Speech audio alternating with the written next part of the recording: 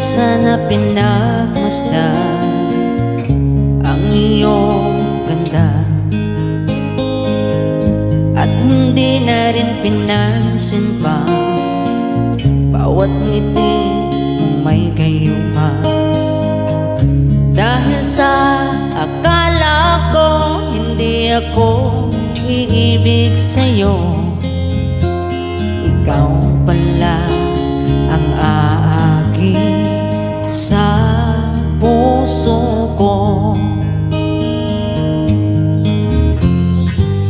Kaya ngayon'y laging gulong-gulo ang puso ko't isipan, araw-gabi ay